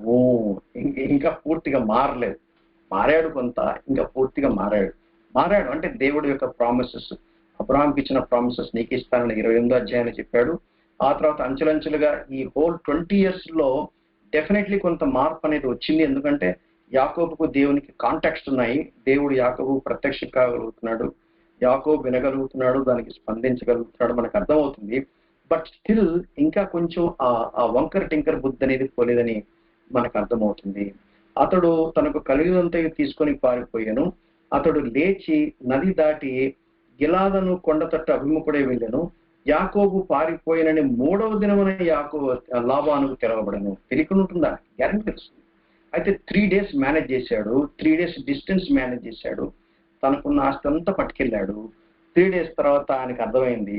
అప్పుడు ఏం చేశాడు? 23వ వచనం, అతడు తన బంధువులను వెంట పెట్టుకుని 7 దినముల ప్రయాణం అంతా, అంటే అప్పటికి మళ్ళీ ఇది 3 దినాలు, మళ్ళీ 4 దినాలు, సో 7 దినాల ప్రయాణం అంత దూరం అతని తరుముకొని పోయి గిలాదు కొండ మీద అతన్ని కలుసుకొనెను. ఇప్పుడు 24 వచనంలో ఒక బ్యూటిఫుల్ స్టేట్మెంట్ మనకు అర్థమవుతుంది. సరే, మనం స్క్రీన్ చూడట్లేదు కదా. సో ఇక్కడ ఏమైంది, సర్కమ్స్టెన్సెస్ అనమాట. పరిస్థితులు చూస్తేనేమో లాబాను ముఖం చూసినప్పుడు అతడి నిన్న మొన్న ఉన్నట్టుగా కనపడలేదు. బామర్దుల పరిస్థితులు అట్లా ఉంది, సర్కమ్స్టెన్సెస్ అట్లున్నాయి. సో గాడ్స్ వర్డ్, దేవుడు ఏం చేశాడు, తిన్నగా చెప్పాడు, నీ వెళ్ళు, నువ్వు ఇదివరకు బేతేల్లో ఎక్కడైతే నువ్వు స్తంభం నిలబెట్టి నూనెతో అభిషేకించావు, ఆ ప్లేస్ కి నువ్వు అక్కడ కలుసుకోవాలి, అక్కడ మళ్ళీ మనం మీట్ అవుదాం అని చెప్పేసి దేవుడు యాకోబుతో చెప్పాడు. That is God's one. ఆ తర్వాత పీపుల్ కన్సర్న్ అంటే తన ఫ్యామిలీ మెంబర్స్ వాళ్ళు ఏమన్నారు, దేవుడు నీతో చెప్పిందల్లా చేయమన్నాడు. Absolutely correct. Seeking the will of God, దేవుని చిత్తం నెరవేర్చే నేపథ్యంలో, దేవుని యొక్క చిత్తము మనం గ్రహించే నేపథ్యంలో, దేవుని వాక్యము, పరిస్థితులు, ఆ కుటుంబ సమేతంగా అంటే unity of mind and spirit, ఫ్యామిలీతో కలిసి ఏకభావము, ఏక తాత్పర్యం రావటం అనేది అవసరం. ఇవన్నీ బాగానే ఉన్నాయి కానీ but Jacob should have informed Laban, వాళ్ళ మామకు చెప్పిండాల్సింది, చెప్పకుండా పోయిన కారణం చేత ఆయన మోసపుచ్చిన వాడు ఆయనను అనే మాట రాయబడింది. సో ఏవైతే ఏముంది, హారాను పద్దనరాంలో ఆయన 31వ అధ్యాయము 38 నుండి 42 వరకు మనం చూడగలము. ఆ తర్వాత గిలాదు కొండ దగ్గరకు వచ్చాడు, దాన్నే తర్వాత గలీద్ అన్నాడు, దాన్నే తర్వాత మిష్పా అని కూడా అన్నాడు. అయితే ఇక్కడ ఏం జరిగింది, దేవుడు లాబాన్ని దర్శించాడు. చూడండి హౌ గాడ్ ఇంటర్ఫియర్స్. ఇప్పుడు దేవుడు గనక లాబాన్ని దర్శించకపోయినట్లయితే డెఫినెట్లీ వాళ్ళు ఏం చేసిన వాళ్ళు, యాకోబుని లేపేసిన వాళ్ళు, అందులో డౌటే లేదు. అప్పుడు దేవుడు లాబాను కలుసుకొని లాబానుతో ఏం చెప్పాడు చూసారా, అదే ఇక్కడ మనం చూడగలం. ఏమని చెప్పగలము, 24, ఆ రాత్రి స్వప్నమందు దేవుడు సిరియవాడైన లాబాను వద్దకు వచ్చి, నువ్వు యాకోబుతో మంచిగాని చెడ్డగాని పలుకకు, జాగ్రత్త సుమి అని అతనితో చెప్పాను. లాబాను యాకోబును కలుసుకున్నాను. యాకోబు, if God does not back us up, please remember that. దేవుడు మన వెంట ఉండి మనల్ని బ్యాకప్ చేసి మనల్ని డిఫెండ్ చేయకపోతే, ప్రేమైన సహోదరి సహోదరులారా, ఈ ఈ ఈ పడిపోయిన లోకంలో ఒక్క నిమిషం కూడా మనం ముందుకు సాగిపోలేం. కొన్నిసార్లు మనం అజ్ఞానం చేత, బుద్ధిహీన చేత పొరపాట్లు చేసినా కానీ గాడ్ స్టిల్ డిఫెండ్స్ అస్. నువ్వు చెప్పకుండా పోయావు, నువ్వు మోసం చేసావు అని దేవుడు యాకోబుని అలా వదిలేశాడు, అలా వదిలేయలేదు. God is so kind and gracious. లాబాను దర్శించాడు, జాగ్రత్త, హీఈస్ మై సర్వెంట్, నువ్వు ఎక్కువ తక్కువ మాట్లాడు, నీకు వెళ్ళదని చెప్పి దేవుడు యాకోబు పక్షంగా ఆయన్ని దర్శించిన కారణం చేత ఇప్పుడు ఏమంటున్నాడు చూడండి, లాబాను యాకోబును కలుసుకున్నాను, యాకోబు తన గుడారము కొండ మీద వేసుకుని ఉండను, లాబాను తన బంధువులతో గిలాదు కొండ మీద గుడారం వేసుకున్నాను. అప్పుడు లాబాను యాకోబుతో, నీవేమి చేసితివి, నన్ను మోసపుచ్చి కత్తితో చెరబట్టబడిన వారిని వలె నా కుమార్తెలను కొనిపోనేలా, నీవు నాకు చెప్పక రహస్యంగా పారిపోయి నన్ను మోసపుచ్చితివి ఎలా, సంబర్వంతోనూ పాటలతోనూ మధ్యలతోనూ సితారాలతోనూ నిన్ను సాగనంపనే. పశ్చాత్తాపం చేసిందో వాడు కాదు, చెప్పింటే ఎంత గ్రాండ్గా పంపిస్తాడా, ఒకటిదే ఇప్పుడు అంటున్నాడు కానీ I don't think you would have said like that. సంభ్రమంతోనూ, ఈయన మోసగాడు కదా, సంభ్రమంతోనూ పాటలతోనూ మధ్యలతోనూ సితారాలతో నిన్ను సాగనంపునే. అయితే నువ్వు నా కుమార్తెలను, నా కుమారులను, నా కుమార్తెలను ముద్దు పెట్టుకున్న నీ యొక్క పిచ్చి పట్టినట్టు చేసేటివి, మీకు హాని చేయుటకు నా చేతనవును. అయితే పోయిన రాత్రి మీ తండ్రి యొక్క దేవుడు నీవు యాకోబుతో మంచిగాని చెడ్డగాని పలకకు, జాగ్రత్త సుమి అని నాతో చెప్పాను. నీ తండ్రి ఇంటి మీద బహు వాంచగల వాడవే వెళ్ళగుని నేడలా, వెళ్ళుము, నా దేవతను నేల దొంగిలించితివి. దేవతను దొంగిలించడం ఏంటి? ఎస్, యాకోబుకు తెలియదు, రాహేల్ ఆ పని చేసింది. యాకోబు, నీవు బలవంతముగా నా యొద్ద నుండి నీ కుమార్తెలను తీసుకుందువేమో అని అనుకుని భయపడితిని. ఎవరి యొద్ద దేవతలు కనపడనో వారు బ్రతకకూడదు. నీవు నా యొద్దనున్న ఆ తర్వాత to cut the long story short, రాహేలు దొంగతనం చేయడం జరిగింది. అయితే సామానంతా వెతకమంటాడు. అప్పుడు తను కడగా ఉన్నట్టుగా నటించి తను ఏ పెట్టెలో అది పెట్టిందో దాని మీద కూర్చొని మొత్తం మీద తను, తండ్రి యథా రాజా తథా ప్రజ అన్నట్టు తండ్రి ఎంత మోసగాడో రాహేలు కూడా షీ ఈజ్ నో లెస్, మొత్తం మీద వాళ్ళ డాడీకి రాహేలు మోసం చేసి. అక్కడ ప్రశ్న ఏంటంటే, రాహేలు ఇంకా ఎందుకు ఆ విగ్రహాలను తన దగ్గర పెట్టుకుంది? రాహేలు ఎందుకు యాకోబు యొక్క దేవుని సంపూర్ణంగా విశ్వాసించి సంపూర్ణంగా ఆయన్ని కొనవలేదు? ఎందుకని ఆ విగ్రహాన్ని తెచ్చుకుంది? ప్రియమైన సహోదరి సహోదరులు, it is very dangerous thing. యాకోబు ఇటువంటి కుటుంబ నేపథ్యంలో సాగాలంటే ఎన్ని సమస్యలు గుండా వెళ్లాల్సి వస్తుంది, అదే మనం తర్వాత కూడా మనం చూస్తాం. 35వ అధ్యాయానికి వచ్చినప్పటికి చూస్తాం దాని గురించిన వివరణ. ఇక్కడ మొత్తం మీద తప్పించుకుంటాడు. మొత్తం మీద వారిద్దరూ ఒక పీస్ ట్రీటీ పెట్టుకుంటారు. పీస్ ట్రీటీ అది ఏంటంటే 48వ వచనం, నేడు ఈ కుప్పకు నాకును నీకును మధ్య సాక్షిగా ఉండని చెప్పి దానికి గలేదని పేరు పెట్టాను. ఆ ఒకరినొకరు దూరముగా ఉండగా యెహోవా నాకు నీకు మధ్య జరిగినవి కనిపెట్టునని దానికి మిస్పా అని పేరు పెట్టాను. సో గలేదు, మిస్పా ఇవన్నీ కూడా గిలాదను ఆ కొండ మీద జరిగింది. సో అక్కడ వాళ్ళిద్దరు పీస్ ట్రీటీ తీసుకుంటారు, వాళ్ళిద్దరు బయలుదేరతారు. సో ఇది యాకోబు యొక్క రిటర్న్ జర్నీ. హారాన్ నుండి ఆయన హెబ్రోన్కు చేరుకోవాలి. సో అతన్ని మోసపుచ్చిన వాడయ్యాడు. స్వప్నమందు దేవుడు లాభాలను దర్శించి దేవుడు యాకోబు పక్షంగా అతన్ని గద్దించాడు. అయితే రాహేలు ఒక దేవతను దొంగిలించింది, ఆ విషయము ఆయనకి తెలియలేదు. సో ఒట్టి చేతులతో పంపిస్తామని భయంతో తను అలా చేశాడు. ఎనీవే గాడ్ ఇంటర్ఫియర్ అయ్యాడు. అయ్యి యెహోవా నాకును నీకును మధ్యదే కనిపెడతాడని చెప్పేసి మిస్పా అని పేరు దానికి పెట్టడం జరిగింది. అక్కడ నుండి మహనీయునికి వచ్చాడు. అది 32వ అధ్యాయము మొదటి 5 వచనాల్లో మనం చూడగలం. మహనీయము అంటే ఇక్కడ 2వ వచనం, యాకోబు తన త్రోవను వెళ్ళుచుండగా దేవదూతలు అతను ఎదుర్కొనిరి. సామ్ నంబర్ 34లో మనం చూస్తాం, యెహోవా యందు భయభక్తులు గలవారి చుట్టూ దేవుడు తన దూతలు కావలించుతాడు అనేది. అది ముమ్మాటికి నిజం. దయచేసి గుర్తుపెట్టుకోండి, దేవుని యొక్క ప్రణాళికలో దేవుని యొక్క చిత్తానుసారంగా వెళ్ళే తన ప్రియులైన వారికి దేవుడు ఎంత కేర్ తీసుకుంటాడో, దేవుడు తన దేవదూతలనే వాళ్ళకి ఒక ప్రొటెక్షన్ గా ఎలా పెడతాడో అనేది నిజానికి మన ఫిజికల్ ఐ మనం గ్రహించలేం. కానీ 2వ రాజుల గ్రంథం 6వ అధ్యాయం 17వ వచనంలో ఎలీషా చేసిన ప్రేయర్ చొప్పున గెహజీ ఊస్టైన తర్వాత కొత్త సేవకుడు వచ్చాడు. ఆ కొత్త సేవకుడికి ఇంకా కొత్తగా అప్పుడప్పుడే రిక్రూట్ అయినట్టున్నాడు, అంత అనుభవం సాధించినట్టుగా లేడు.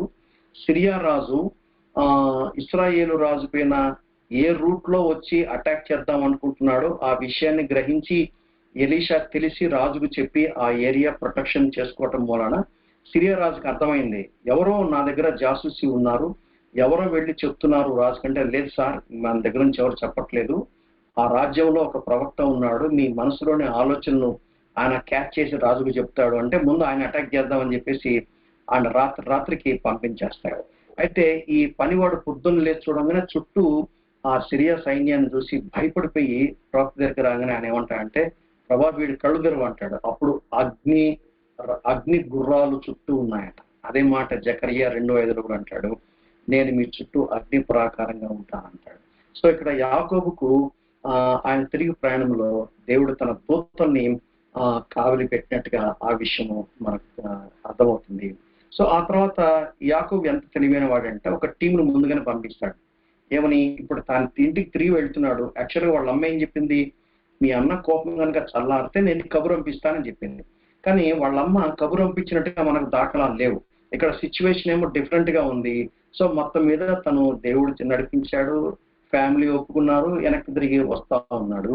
అయితే అతనిలో భయం ఇంకా పోలా, మరి మా అన్న కోపం చల్లారిందా లేదా, ఇంకా చంపేస్తాడా, అంత ఉగ్రుడుగా ఉన్నాడు అంటే తనకు తెలుసు తన అన్న ఎంత కోపంగా ఉంటాడు. సో అందుకని ముందు ఒక టీంను పంపిస్తాడు. ఒక టీంను పంపించినప్పుడు వాడు ఏమన్నాడు, మేము వెళ్ళి మీ గురించి చెప్తే 400 మందితో ఆయన తిరిగి వస్తున్నాడు. 400 మంది. చూడండి అన్నమాట.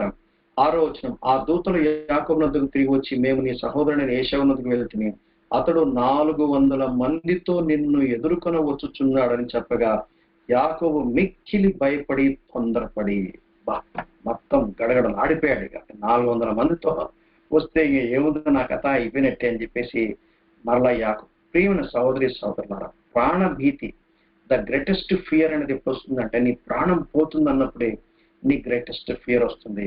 అప్పుడు యాక్చువల్గా your faith is tested. Your faith is tested at the moment of your greatest fear. మన లైఫ్ లో కొన్నిసార్లు వీటికి టెస్టింగ్ పీరియడ్స్ అంటాడు. దేవుడు కొన్నిసార్లు అవి తీసుకొస్తాడు, మన విశ్వాసాన్ని పరీక్షించడానికి ప్రయత్నం చేస్తాడు. ఇప్పుడు యాకోబు అంచెలంచెలుగా ఆ స్ట్రాటజీ అంతా నేను ఎక్కువగా చెప్పదలుచుకోలేదు, మీకు స్లైడ్ లో కూడా పెట్టాను. ఒక సిస్టమేటిక్ గా ఆర్గనైజ్ చేస్తాడు. ఎంత ప్లానింగ్ అంటే యాకోబు is a very good leader. ఎంత స్ట్రాటజిక్ గా, ఎంత ప్లాన్ గా చక్కగా వేసి తను స్ట్రాటజీ చేస్తాడు. బట్ స్టిల్ ఇప్పుడు ఆయన ప్రార్థన చేయడానికి మొదలు పెట్టాడు. ఆయన ఎటువంటి ప్రార్థన చేస్తున్నాడు చూడండి, ఎటువంటి ప్రార్థన చేస్తున్నాడు. చదవండి 32వ అధ్యాయం నేను చదువుతాను, 9వ వచనం నుండి. అప్పుడు యాకోబు, నా తండ్రి అయిన అబ్రహాం దేవా, నా తండ్రి అయిన ఇస్సాకు దేవా, నీ దేశమునకు నీ బంధువుల యొద్దకు తిరిగి వెళ్ళము, నీకు మేలు చేసేదని చెప్పిన యెహోవా. ఇప్పుడు యాకోబు ఏం చేస్తానంటే ఆయన ఆయన ఒక్క నిమిషం మీకు స్క్రీన్ మీద కూడా చూపిస్తాను. ఇప్పుడు ఏమైంది, దేవదూతల ఆహ్వానం వచ్చింది, ఏశావు చంపుతాడేమన్న భయం ఏర్పడింది. అతడు ఒక రాత్రి కలిగాడు, ఒక రాత్రి అక్కడ గడిపాడు. ఇక్కడ ఒక పాయింట్ మనం ఏం నేర్చుకుంటామంటే, నీకు బాగా భయం వచ్చినప్పుడు నువ్వేం చేస్తావు? పారిపోతావా? నీకు బాగా భయం వచ్చినప్పుడు ఎవరి దగ్గరికి వెళ్తావు? మీ డాడీ మీ మమ్మీ దగ్గరికి వెళ్తావా? లేక ఎవడన్నా నీ బెస్ట్ ఫ్రెండ్ దగ్గరికి వెళ్తావా? ఎవరి దగ్గరికి వెళ్తావు? That is very important. ఇప్పుడు యాకోబుకు there is none other, there is no option. అక్కడ దేవుడి దగ్గరికి వెళ్ళాల్సిందే. ఇప్పుడు దేవుడి దగ్గరికి వెళ్ళాడు. That's a point.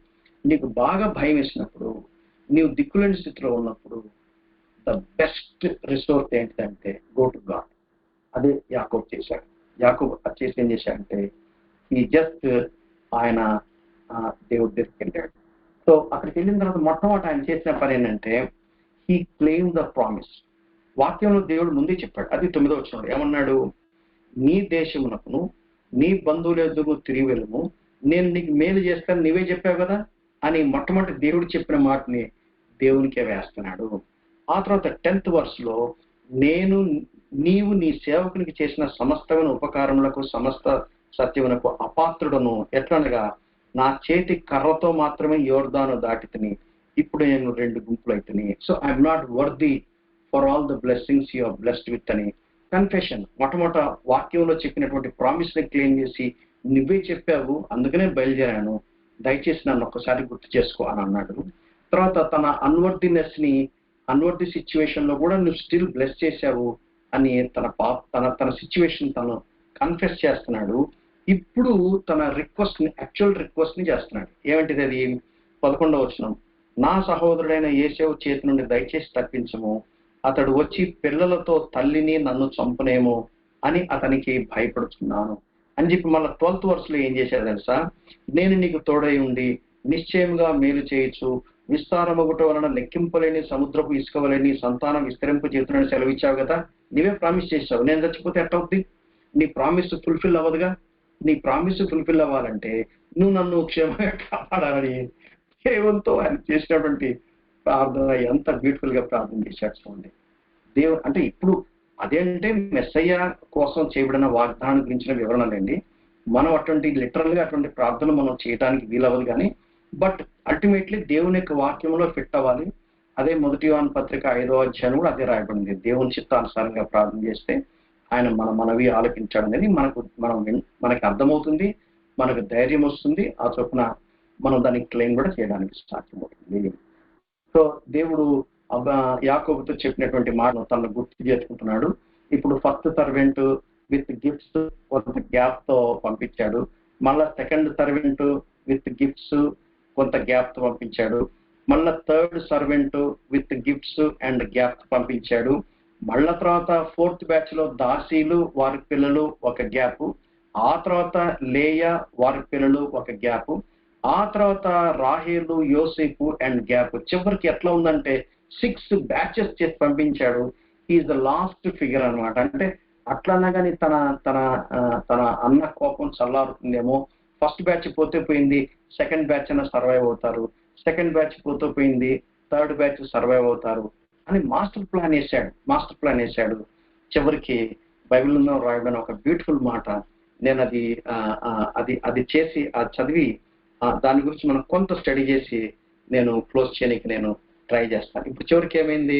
21వ వచనం, అతడు కానుకను తనకు ముందుగా పంపించి తాను ఆ రాత్రి నిలిచిపోయాడు, జనాలందరినీ పంపించేశాడు. 22వ వచనం, ఆ రాత్రి లేచి తన 2 భార్యలను తన 2 దాసులను తన 11 పిల్లలను తీసుకుని యబ్బో ఊరేపు దాటిపోయాను. 23వ వచనం, యాకోబు వారిని తీసుకొని ఆ ఏరు దాటించి తనకు కలిగినదంతయు పంపేశాడు. తనకు ఏవైతే ఉందో మొత్తం పంపించేశాడు. 24 వచ్చిన బ్యూటిఫుల్ స్టేట్మెంట్ అంటే యాకోబు ఒక్కడు మిగిలిపోయాను. ధైర్యం చాలట్లేదు పోవటానికి ఒక్కడే మిగిలిపోయాడు. అంత పంపించేశాడు. ఇంకా అతనికి ముందుకెళ్ళడానికి ధైర్యం చాలట్లేదు. ఏం చేశాడు? అప్పుడు దేవునితో పోరాటం మొదలుపెట్టాడు. 24 నుంచి నేను చదువుతాను చూడండి. యాకోబు ఒక్కడు మిగిలిపోయాను. ఒక నరుడు తెల్లవారు వరకు అతనితో పెనుగులాడాను. తాను అతని గెలుగుండు చూసి తొడగూటి మీద అతన్ని కొట్టాను. అప్పుడు అతడు ఆయనతో పెనుగులాట వలన యాకోబు తొడగూడు వసలేను. ఆయన తెల్లవారుచున్నది నన్ను పోనిమ్మనగా అతడు, నీవు నన్ను ఆశీర్వదించితేనే గాని నన్ను పోనీయనను. ఇక్కడ నేను మీకు ఎక్కువగా ఎక్స్ప్లెయిన్ చేయను. ఆల్రెడీ లాస్ట్ టైము మనము క్రిస్టోఫానస్ గురించి స్టడీ చేసినప్పుడు దీని గురించిన పాయింట్ నేను మీకు చెప్పడం జరిగింది. ఇప్పుడు యాకోబు రాత్రి దేవునితో పోరాడుతున్నాడు. ఏంటి దేవునితో పోరాటం అంటే? అది ఫిజికల్ గా పోరాటమా? ఫిజికల్ గా పోరాటం కాదది. అది హోషే గ్రంథంలో మీకు లాస్ట్ టైం కూడా నేను చదివి వినిపించాను. మళ్ళా నేను మీకు చదివి వినిపిస్తాను. చాలా ప్రాముఖ్యమైనది. ఈ పెనియోలు యొక్క అనుభవం యొక్క కరెక్ట్ వివరణ మనకు అర్థం కావాలంటే హోషేయ ప్రవక్త ఆయన ఇంటర్ప్రిట్ చేసింది కనుక మనం కరెక్ట్ చూస్తే మనకు అర్థమవుతుంది. హోషేయ ప్రవక్త ఏమంటాడు? 12వ అధ్యాయంలో నేను చదువుతాను చూడండి. 2వ వచనం, యూదా వారి మీద యెహోవాకు వ్యాజ్యం పుట్టెను. 3వ వచనం నుంచి, తల్లి గర్భమందు యాకోబు తన సహోదరుని మడిమను పట్టుకొను.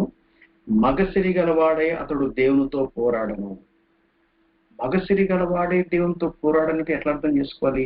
అంటే స్త్రీలు దేవునితో పోరాడలేరా? అంటే మగవాళ్ళు మాత్రమే దేవునితో పోరాడతారా? లిటరల్ గా తీసుకుంటే అలాగే అర్థమవుతుంది కదా.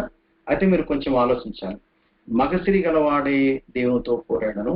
అతడు దూతతో పోరాడి జయముందను. ఏమండి, ఒక ఆర్డినరీ హ్యూమన్ బీయింగ్ దేవుని దూతతో పోరాడతారా? It is impossible. ఒక దేవదూత 35 లక్షల మంది చంపినట్టుగా మనం ఆల్రెడీ ఆ సిరియా రాజుకు ఎగనెస్ట్ గా హిజ్కియా ప్రార్థన చేసేటప్పుడు జరిగిందిగా. హిజ్కియానా లేకపోతే యెహోషాపాత, ఎనివే రాజులు మన తర్వాత అది కూడా మనం చూస్తాము. వాళ్ళు ప్రార్థన చేసినప్పుడు దేవుడు తన దూతను పంపించి ఆ అశ్షూరు సైన్యాన్ని అంతా నాశనం చేయించాడు. మరి అటువంటి దేవదూతతో సామాన్య మానవుడు పోరాట జయం పొందుతాడా? ఎటువంటి పోరాటం అది? ఇంకొంచెం ముందుకెళ్తే మనకు అర్థమవుతుంది.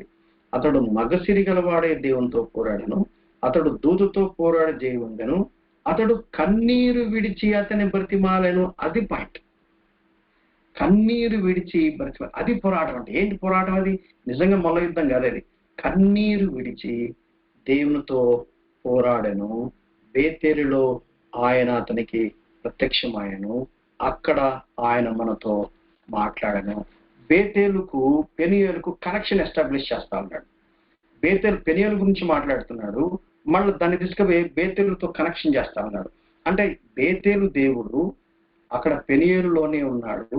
పెనియేలుతో యాకోబు ఏం చేస్తున్నాడంటే కన్నీటితో ఆయన ప్రార్థన చేస్తున్నాడు. అది జరిగిందనమాట.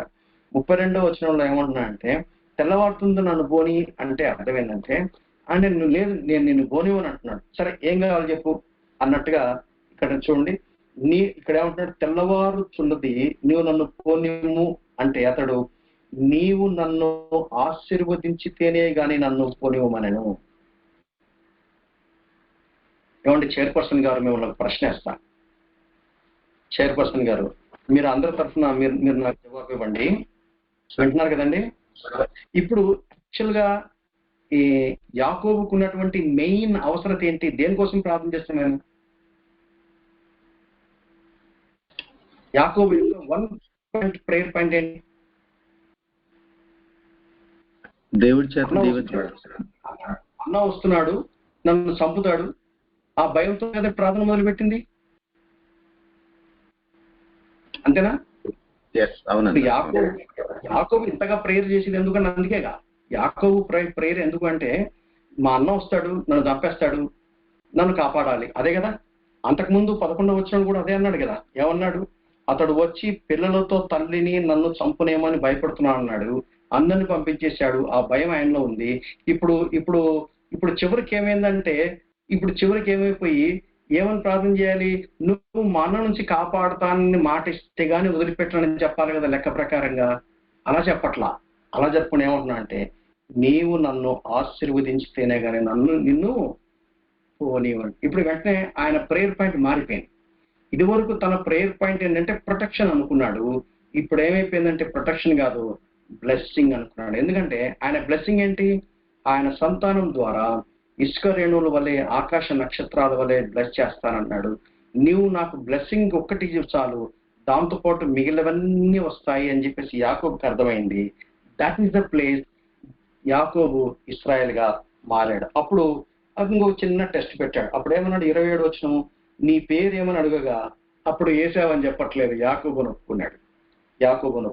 అప్పుడు ఆయన, నీవు దేవునితోనూ మనుషులతోనూ పోరాడి గెలిచితివి గనక ఇక మీదట నీ పేరు ఇశ్రాయేలే గాని యాకోబు అనబడదని చెప్పాను. అప్పుడు యాకోబు, నీ పేరు దయచేసి తెలుపమని చెప్పాను. అందుకు ఆయన, నీవు ఎందు నిమిత్తం నా పేరు అడిగితివని చెప్పి అక్కడ అతనిని ఆశీర్వదించాను. యాకోబు, నేను ముఖాముఖిగా దేవుని చూచితిని, ఆయనను నా ప్రాణం దక్కినదని ఆ స్థలం నాకు పెనుయేరు అని పేరు పెట్టాను. అతడు పెనుయేరు నుండి సాగిపోయినప్పుడు సూర్యోదయమాయను. అప్పుడు అతడు తొడకుంటూ నడుచుతున్నాడు. అందుచేత ఎనివే, సో అక్కడ సిచ్యువేషన్ ఏంటంటే పెనియేలు అనుభవం ఎంత అద్భుతమైన అనుభవమో ఇప్పుడు బాగా అర్థమైపోయింది అనమాట. సో ఇప్పుడు ఏమైందంటే